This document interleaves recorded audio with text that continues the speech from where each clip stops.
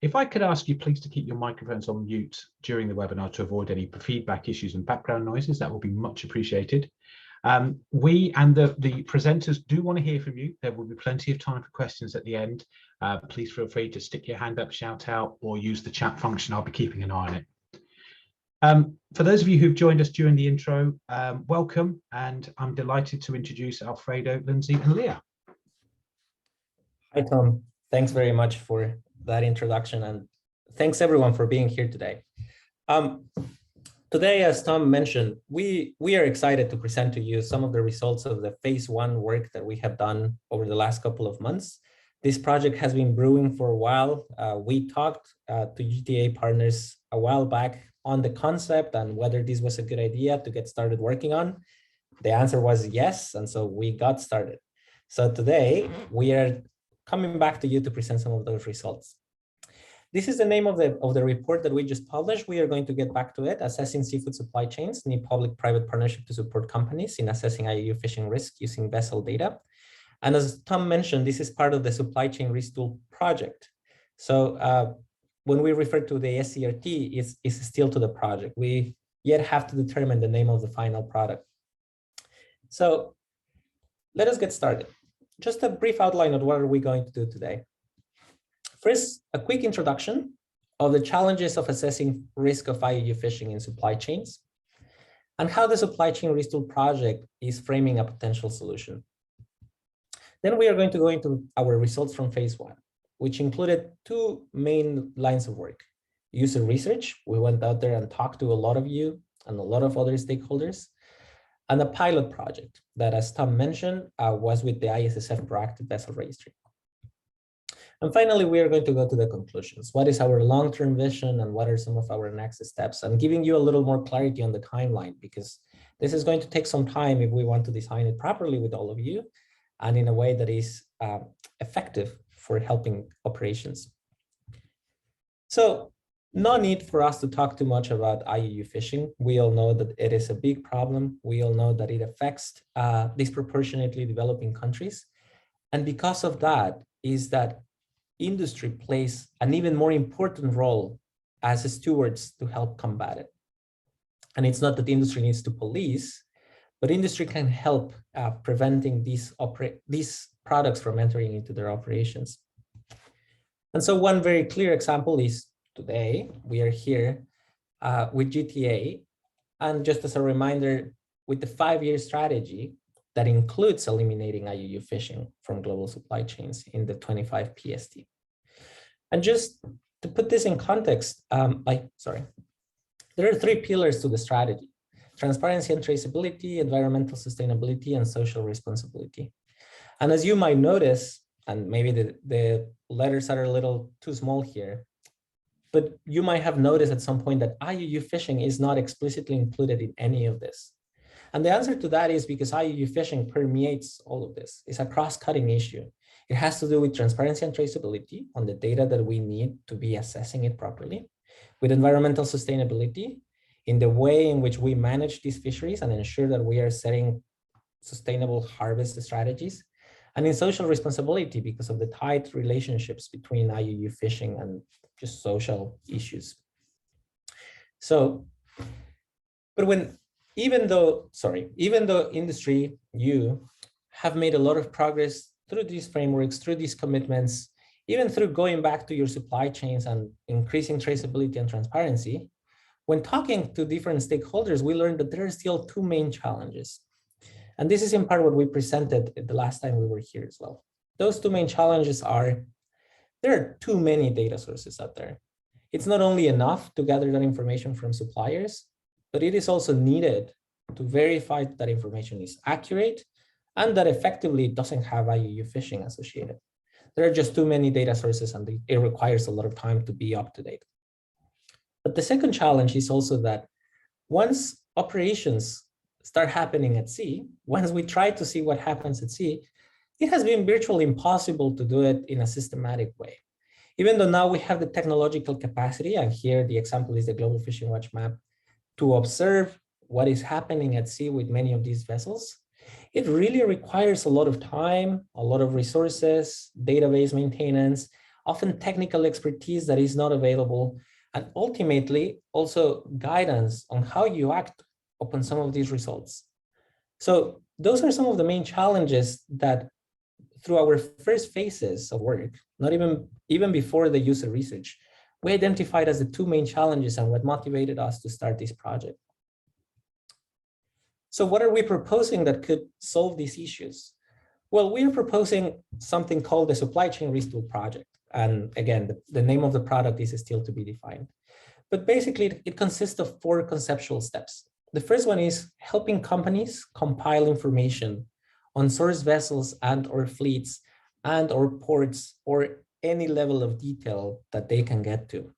Fortunately for GTA companies, this very often comes to the vessel level. Number 2 is help identify what risk indicators are important to your operations and your business. It is noteworthy that even though we have identified some risk indicators that could be signaling some risk, for example, being part of an IUU list as a vessel or things like that could be objectively related to IUU.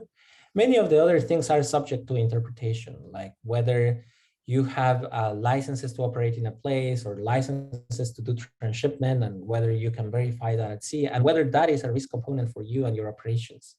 And so it is important that you go through this process to help identify what is important to your business.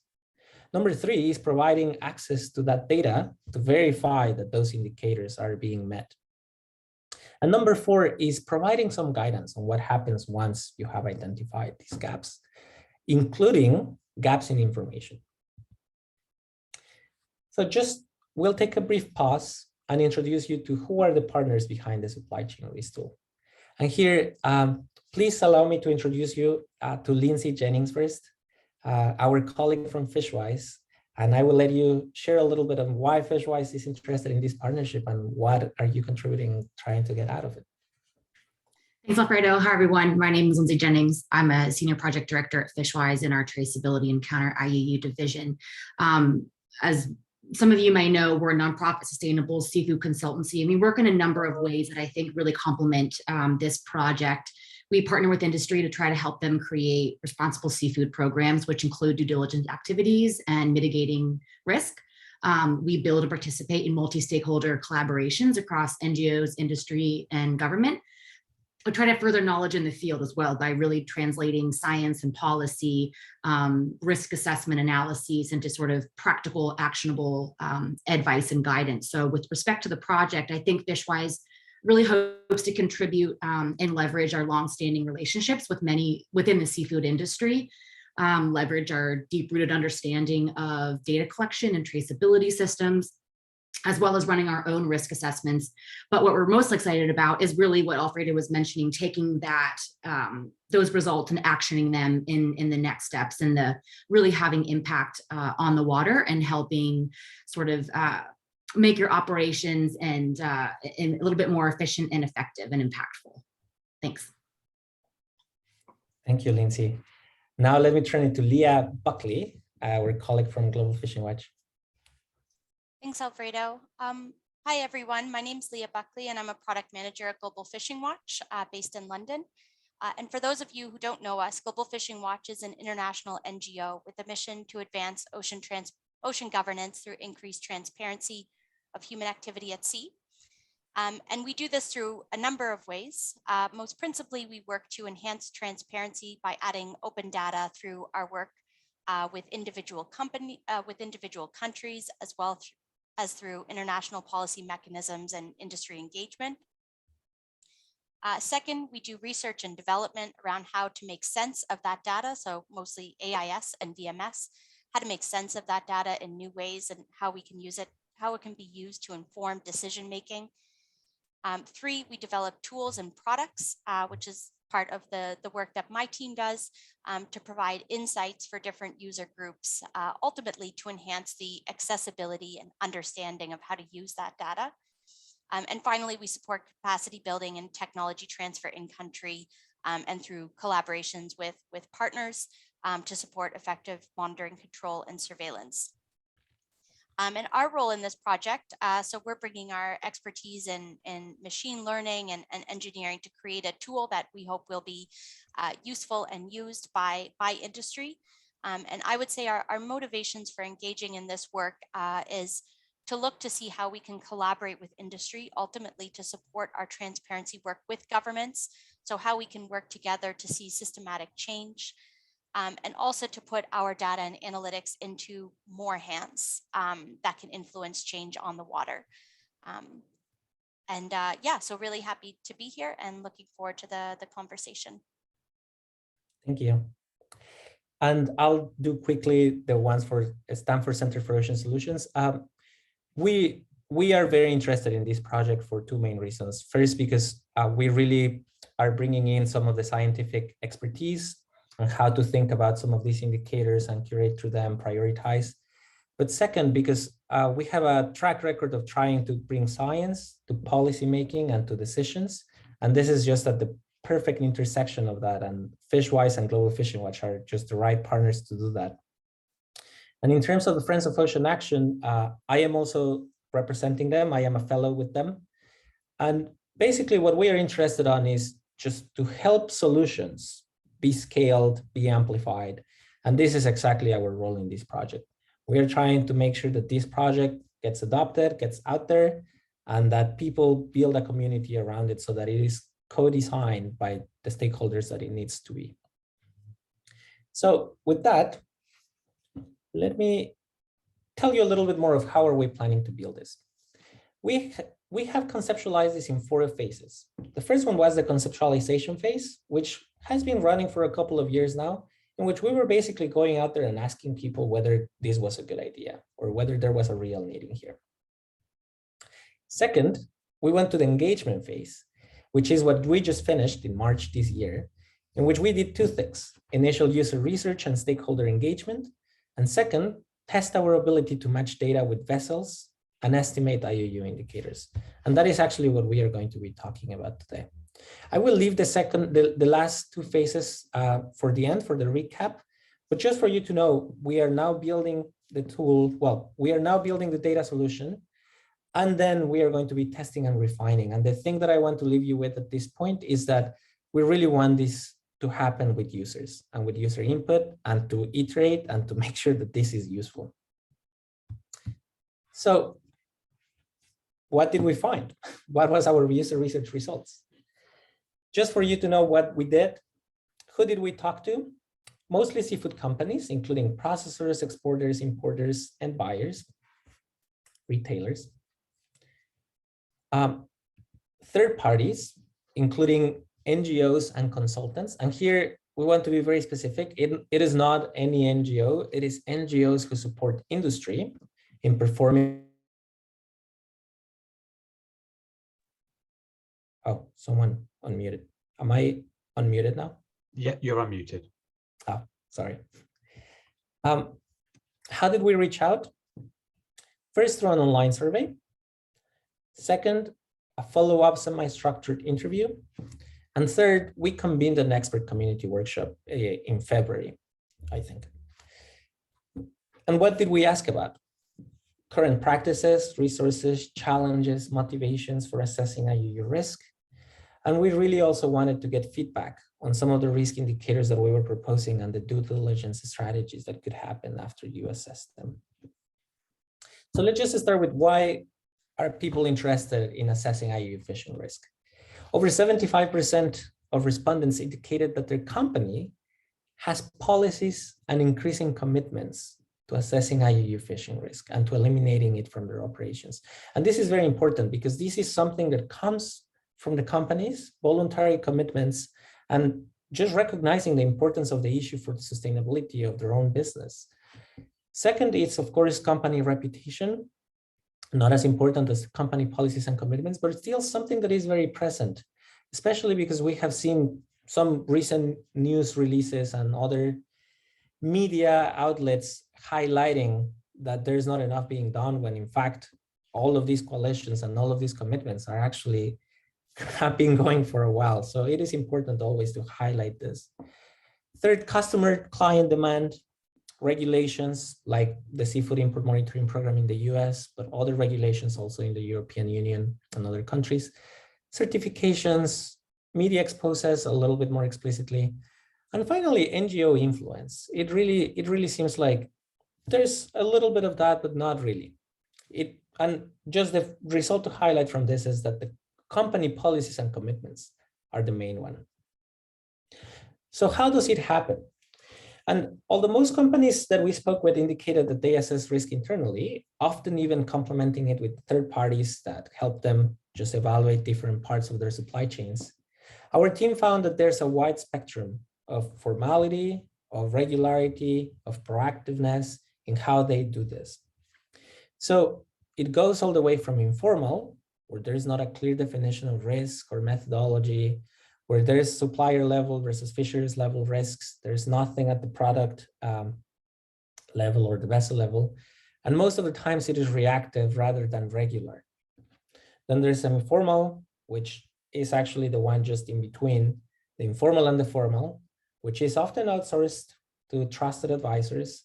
It is replicable relatively and standardized, and it is proactive and assessed regularly.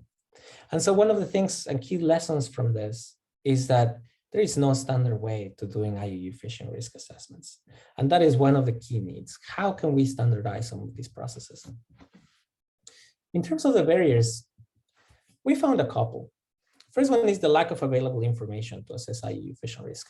That bubble plot that we showed at the beginning, it shows some of the information that is available, but then it doesn't tell you anything about how accessible is that information or how digestible is that information. The second one is the company capacity in terms of time, money, staff to really be looking at all of this. The third is a lack of product data.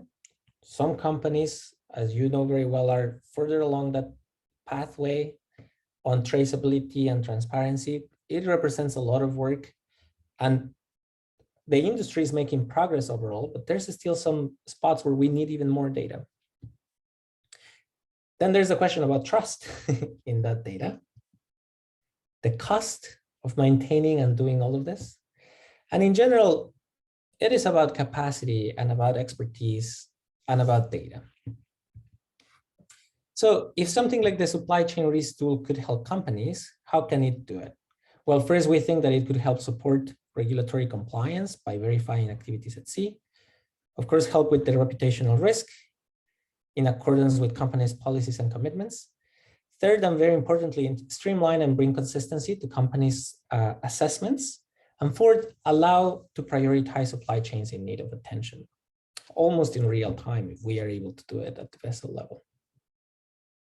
So second, and where I think, and Tom might agree that many of you will be wanting more time to explore the slides in a little bit, is the ISSF pilot project, which basically was our way to show that everything that we learned through the user research could be starting to be applied. What we did was apply Global Fishing Watch data and methods to the ISSF Proactive Vessel Registry. The objective was to test data coverage and the potential utility of something like the supply chain risk tool. And so we had two questions. One, for all vessels in the registry, how many could be matched to AIS? Two, for a subsample of 40 vessels, can we assess can we assess them against a draft set of risk indicators? And here it is important, the word draft is really important because this was our first pass to those indicators. So I'll just give you the quick summary of the results first, and then we are going to dive into some of the details. So in the research phase, talk to users, the stakeholder research, and co-develop some of those indicators. This is not, okay. Step two, we found that 67% of the 1,155 vessels from the PBR were identified to have AIS data available. And let me just make a quick parenthesis here. The fact that we found the AIS data and that we were able to match the vessel didn't exactly mean that we had enough data to assess all the risk indicators. Sometimes there's too many gaps. Sometimes they have patterns that just prevent us from not being able to analyze them. But still, it is a good indicator that 67% of these vessels make their data available consistently enough to be identifiable. Third, out of the 40 vessels that we chose as a subsample, from those 67%, we chose 40 vessels and evaluated risk indicators. Out of those 40 vessels, 15 underwent further inspection because we found something weird with them. And you are going to see some examples of this in a little bit. And out of those 15 vessels, we looked at them track by track, tried to find more information about the registrations and everything. We were able to clear out 7 vessels that we said, okay, the initial flag was there, but this is really not any kind of risk. 8 still, we were not able to do that. And basically the recommendation there is, how can we increase the information available even more so that when possible, we can rule out any risks for these ones as well. So just diving a little more into the results. This is the distribution of Persane and longline vessels in the PBR, 644 and 511. And here you can see 3 categories. A match, which means we undoubtedly found AIS data for that vessel. Again, doesn't mean anything about the quality. Second, a loose match. We think that we found it, but we wouldn't put our hands on the fire, so we better keep it separate. Third, a no match. We just don't know if this vessel is even transmitting AIS. And so the key result here is that the match rate for the Persane vessels, this 63%, is lower than the longliners, which was actually very surprising for us, especially because Persane vessels are more required to have IMO numbers. They are subject to stricter regulations most of the times. And so again, that doesn't mean that they have to be transmitting their AIS, but it was a little surprising. So just going a little bit deeper into some of the patterns inside that. This is the list of countries that had longline vessels. And you can see the main finding here is that we have 14 countries for the longline vessels, and the top 4 have match rates, and that is the match, not the loose match, the match rates higher than 85%, including some of these countries like China, Taiwan, Fiji, and Korea, which sometimes it is assumed that these statistics will be a little lower. And here we are demonstrating very clearly that they are actually sharing their information. Again, the question about quality is a separate one, but they are sharing their information. Now, looking at the Persane vessels, we have 37 countries. And the key difference, and probably what explains that lower rate of match compared to the longliners, is that the 3 top countries, Ecuador, Philippines, and Indonesia, are with lower match rates, anything below 43%, 42%. And so this doesn't tell us anything about the quality of the data or whether these countries are transmitting their position with VMS or with other systems, or whether they have valid reasons to not be transmitting it. But it just shows some of the patterns of that. There are clear geographical patterns in AIS data transmission that we want to be exploring that a little further. So now we started evaluating a draft set of IUU fishing risk indicators, and I am going to go relatively quickly through them because then we are going to show the results. Including vessel participation in the PBR, we think that this is a positive sign, and of course all the vessels that we evaluated in this exercise participate in it. IUU listed vessels, luckily we didn't find any, so you are not going to see the results of that. Number of flag changes in the last 5 years, number of name changes in the last 5 years, whether they are part of a flag with open registries. Sometimes this is also called flags of convenience. We are calling it flag with open registries. Most recent flag carded by the European Union or flagged as an IUU fishing concern by the US. Number of AIS gap events that we identified or that we think we identified as intentional. Identifying events inside RFMOs and their authorization to operate inside those. Identifying events inside not-take marine protected areas. And so let's just go to the a number of encounters, transshipment. Quick parenthesis about transshipment. Having transshipments is not a risk indicator itself. Being able to verify that there was a license or a permit to do that is what is going to bring light to the risk. And finally, they said C before going to port or anchorage. And this is important just because we know that it might be a risk factor that some vessels don't come back to port that often. So just for you to see, the letters might be a little small, and you'll see because this is a bigger graph in the end. But this is per seine vessel number 1. We decided not to identify them at this point because it was only 40 vessels. But we say the flag is Ecuador. Fishing inside no-take marine protected areas, no fishing was identified. A flag in open registries, no. A flag that is EU carded, yes. US flag of concern, no. Number of trips, average trip length, number of fishing hours that we found. Fishing inside EEZs, again, this is not a risk indicator, but it's starting to give us some information. Fishing events inside RFMOs, whether those events were authorized or not based on their RFMO registrations, number of gaps in their AIS transmission, and number of encounters with other vessels. And now that we have seen this for one vessel, here is for the 20 per seine vessels that we evaluated.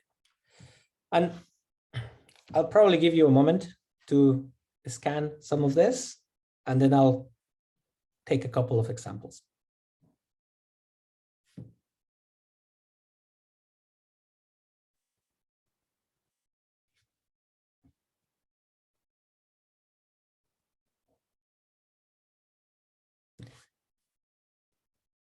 So, sorry, I know that's a short moment, but now we are going to go deeper into the examples.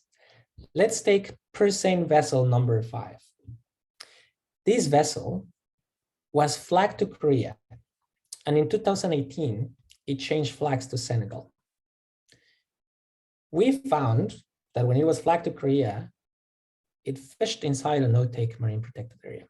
In fact, it did it quite frequently, and it also fished in an RFMO that they were not supposed to be fishing at.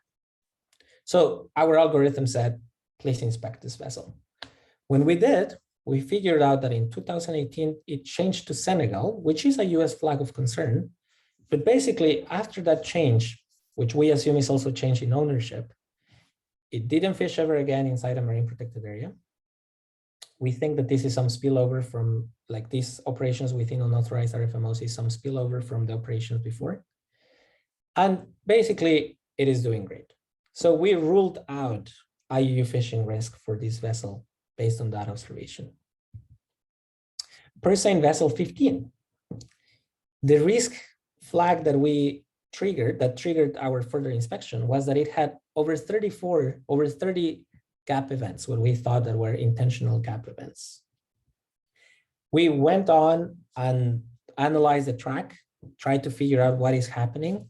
And we figured out that we can mostly observe this vessel when it is in transit. We almost didn't record any fishing events for it. And so that is just, we cannot tell that that is a risk factor, but we want to know a little more, and we recommend that more information is needed to really rule out the IUU fishing risk. And finally, per seine vessel 17. Again, 92 gaps, rarely has the AIS on.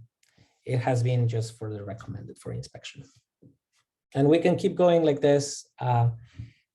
We have 15 vessels that had to undergo this. Now this is for the longliners. And again, I'll just take you quickly through 3 examples. Longliner number 5, very long fishing trips, 166 days on average. Some trips actually go for over a year, and some transshipments also involved. We didn't have enough information to rule out definitely that there is no IUU fishing risk associated, but we think that this is clear guidance to the supply chain manager saying, okay, if you can verify that those transshipments are authorized, then this is probably not real risk, and they just have really long trips. Number 2, this vessel that was fishing basically all the time inside an unauthorized RFMO. And again, we went and tried to understand what was happening. What we actually found is that there's an overlapping region, and many of you might know this already, between ICAT and the CCSVT that was what was triggering the red flag. Our algorithm was not recognizing that that overlap actually is also part of the RFMO that they were authorized to operate on. So we cleared that out. This vessel actually doesn't have any IUU risk in our first pass. Longliner 19. Longliners in general don't have as many gaps. This one had over 20. We tried to look at it. When this vessel came back to China, it was almost always in the same geographical region. We think it might be something to do with reception in some of those areas. We are not sure, cannot completely clear it out. We recommend further inspection, but we will share that this is mostly because of that area where we don't know what's happening. So just like that, we will be happy to share these slides. We will be happy also to share a report. But let me take you to the last couple of slides so that we have time for the Q&A. So some of the caveats of the data. Not all vessels are required to have AIS. Let's start there. Our match rate doesn't consider that at this point, and we need to go a little further in that. The ability to match a vessel to AIS doesn't mean that the data quality is good enough to evaluate the indicators. And again, some of these vessels had enough data for us to match it, but when we tried to analyze something, it was just impossible. And let me see if I can actually find one of them. Sorry, this was not planned. Persane vessel number 8, for example, we were able to find it in the data, but we were not able to assess almost any of the indicators. And that is just a demonstration that the AIS data sometimes is just not good enough for us to do something with it, even though we might be able to find it. So number 3, the indicators don't confirm the presence of risk, rather the likelihood and the need for verification with suppliers. And I think that we have demonstrated that we can go a little further down and do manual inspections. Of course, with 1,200 vessels, eventually this is going to take a while, but we want to be as clear as possible.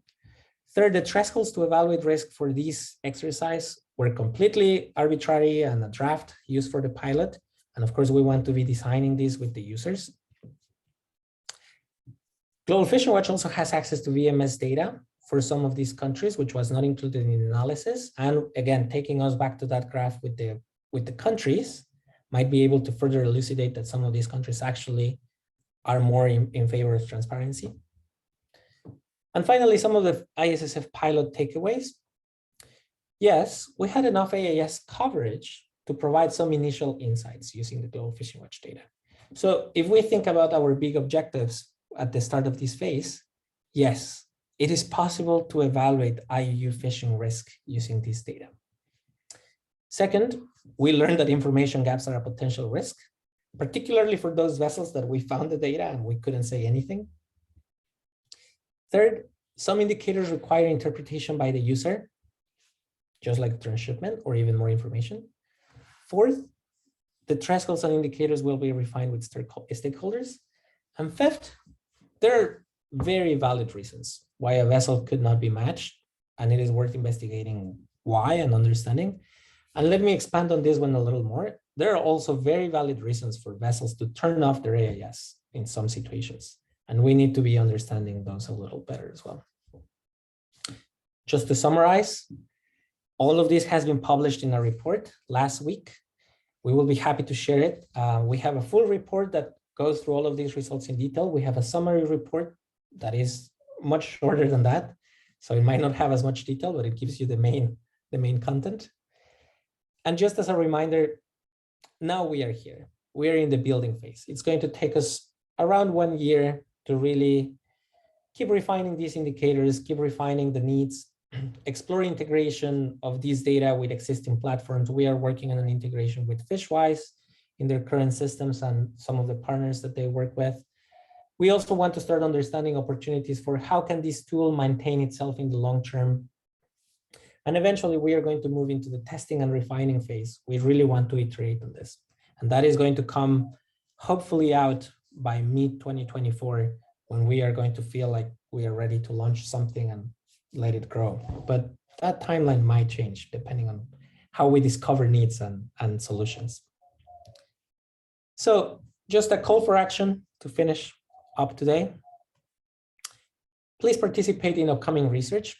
It could be by participating in interviews or by sharing supply chain data at some point. Of course, we will need to think strategically how this helps us advance the indicators that we choose, the way we work with them, interpret, etc.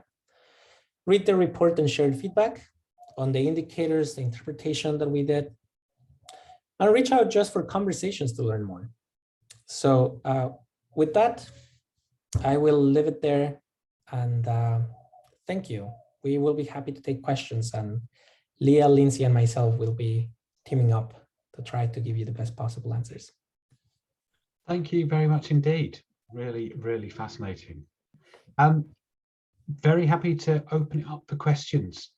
Please feel free to either shout out, do the hand raise function, or use the chat box. If anyone has any particular questions that spring to mind or clarifications.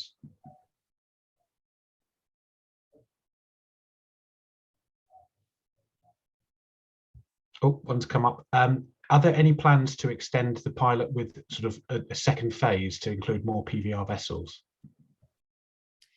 Yes, I can take that one if you want. Yes, our plan, and we are still working through the details of the timeline, but our plan is to evaluate all of the vessels that have data available and make it public, not only show Perseiner 1, Perseiner 2, but show the actual names and the actual IMO numbers, because at that point, it will be the full evaluation. And so we are working with ISSF on how can these be eventually incorporated in some of their annual or biannual audits conducted by MRAC America. Great, thank you very much. Another question come up here. I'll just trying to make it more concise. Yeah. What's the balance between the sort of level of risk and when it gets to that critical point that a company should take some action?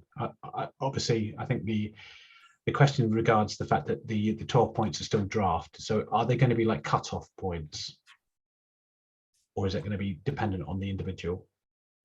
I think it's a great question. I think Alfredo sort of mentioned this earlier. It's what we were finding in our user research. There's a different definition and threshold for risk that's dependent on each company.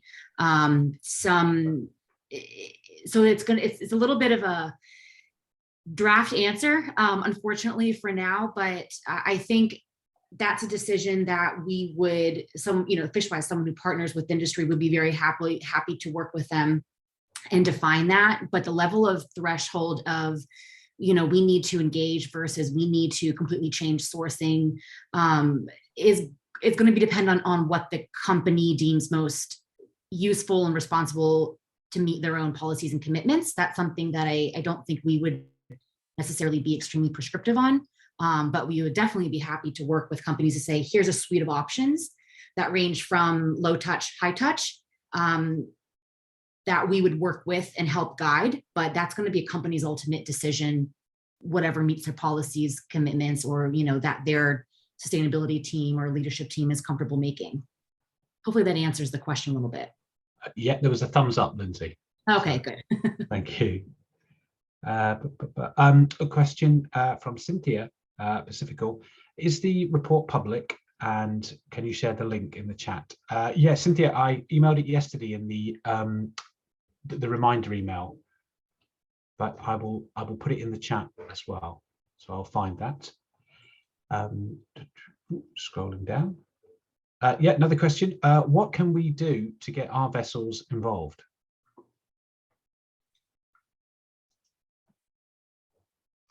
Bit of an expansive question there. Yes, I can get started. Maybe Leah can course correct if I say something from the product management perspective. So we are currently trying to find other pilot projects that will allow us to unlock a little bit more of different aspects that we want to explore. So for example, right now the ISSF pilot project and expanding it is going to allow us to just deal with these vessels, tuna more specifically, and with a list of vessels that are highly audited. We are trying to look for other examples that will help us expand. For example, if you have more information on the transshipment, if you have more information on the country operations. If you have, like, that is the kind of examples that we want to engage in the short term. In the long term, of course, we want this to be open and available for all of those vessels. So I don't know if Leah, you want to expand a little bit on that. Sure, happy to. Yeah, it's a great question, and we'd certainly encourage you to get in touch if you're interested in collaborating with us and see an opportunity to help us develop a product that will be useful and bring insights to your work. I think when we think about these pilot projects, the ISSF project was a really good way for us to get kind of an initial look into how we might be able to apply Global Fishing Watch data, the AIS data that we typically use, but also other information like RFMO authorizations, third-party lists, PSMA ratification, and these types of things, how we can kind of incorporate it and how much value it can bring to different organizations and platforms out there. We're looking to see how we can do that with other partners, as well as eventually seeing how we can automate a lot of that analysis so that it can be scaled globally. So in thinking about that, as I said, we'd encourage you to get in touch. If you have data that you might be willing to share with us, that's also something we'd be keen to look at. The tool is as good as the data that goes into it, and some data is publicly available and we can access. Others, things like logbooks or national registries, we're a bit more limited. So if there's anything that you are able to share with us that can help us kind of verify and support and add to that, just how we develop the tool, not necessarily that information that would feed into the tool, that could be really helpful. Yeah, so certainly encourage you to get in touch. You can reach out to Alfredo and we could set up a conversation on how we might take that forward. Thank you. Will you share the slides? This is the question. Yes, we will Great. share the slides. Thank you very much. And of course, this is being recorded. I know I have a couple of people who couldn't make it today who are very keen to see the recording, so that's fantastic. Are there any other questions? I've gone through the ones that are in the chat.